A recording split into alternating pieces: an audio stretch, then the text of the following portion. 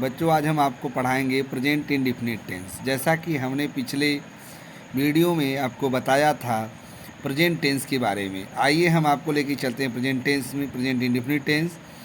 सर्वप्रथम हम किसी भी टेंस की पहचान हमें जानना कंपलसरी होता है। इसकी पहचान होती है जिस हिंदी वाक्य के अंत में ता है, ती है, ते हो शब्द आता है वह वाक्य प्रेजेंट इंडेफिनिट टेंस का होता है।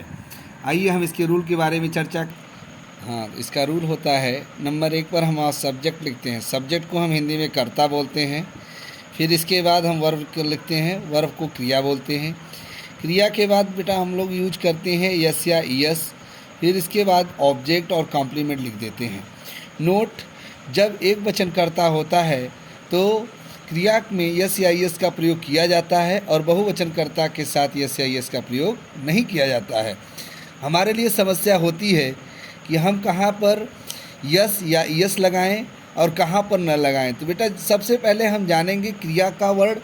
जैसे क्रिया की जो स्पेलिंग होगी, यदि हम क्रिया के अंत का जो अक्षर है वह स्वर में यदि आ गया, स्वर का मतलब AEIOU में आ गया, तो उसके अंत में हम ईएस जोड़ देंगे। यदि व्यंजन में आता है अर्थात कॉन्सोनेंट में आता है, AEIOU को छोड़कर कॉन्सोनेंट होते हैं, उसके रहने पर हम यस का प्रयोग करेंगे। जैसे वह घर जाता है, इसमें हम सर्वप्रथम जानेंगे कर्ता क्या होता है।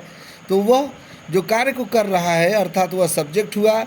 जाता है, कर्ता के द्वारा कौन सा कार्य किया जा रहा है, जाने का।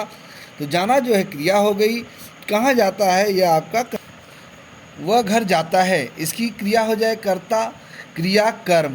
इसकी अंग्रेजी हम सबसे पहले सब्जेक्ट, कर्ता की अंग्रेजी क्या होगी वह की अंग्रेजी क्या होगी ही।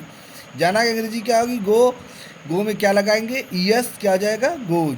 कहाँ जाता है टू होम, टू बेटा प्रीपोजिशन के रूप में इस्तेमाल करते हैं, यह goes to home, he goes to home. तो यह कह सकते हैं यह असर्टिव सेंटेंस, जिस बच्चे को असर्टिव सेंटेंस आएगा वह कोई भी सेंटेंस लगाने में सक्षम रहेगा, क्योंकि यही हमारे परीक्षा के लिए बहुत ही उपयोगी होता है। आइए हम आपको पढ़ाते हैं निगेटिव सेंटेंस।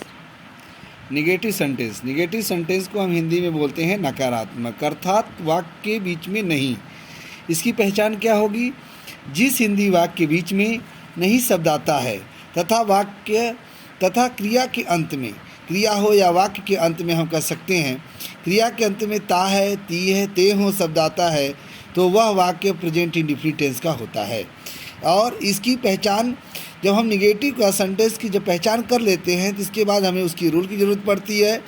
तो रूल में सबसे पहले हम सब्जेक्ट, डू या डज, नॉट, वर्ब और ऑब्जेक्ट। अब वर्ब का किस फॉर्म में होता है, यह वर्ब का फर्स्ट फॉर्म इसमें यूज किया जाता है।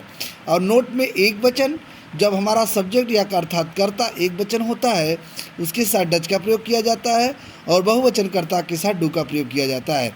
जैसे माँ भोजन नहीं पकाती है, तो हम सबसे पहले जानेंगे कर्ता क्या है, कर्ता माँ है। यह माँ किसी की एक होती है, अर्थात ये कैसा है, सिंगुलर नंबर है, सिंगुलर नंबर अर्थात एक वचन है, तो यहाँ पर क्या लगाएंगे मदर। अब नंबर 2 पे नॉट, आपने देखा कि वाक्य में नहीं आया तो नॉट लगा दिया, लेकिन सबसे पहले हम वर्ब का जानेंगे। पकाते नहीं है तो डज लगाएंगे, क्योंकि मदर एक वचन है, मदर के साथ डज लग गया।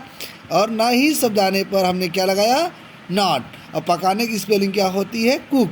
तो आप कुक जो है लिखेंगे कुक, क्या पका रही है भोजन, तो हम लिखेंगे द फूड। तो mother does not cook the food. इसी तरह हम सपोज करते हैं दूसरा सेंटेंस है मैं घर जाता हूँ नहीं जाता हूँ, ये आपका साधारण हो गया। यदि इसी को हम बनाते हैं मैं घर नहीं जाता हूँ, तो सबसे पहले हम जब साधारण देखते हैं तो यहाँ पर होगा आई को हमेशा प्लूरल नंबर में रखा जाता है और इसके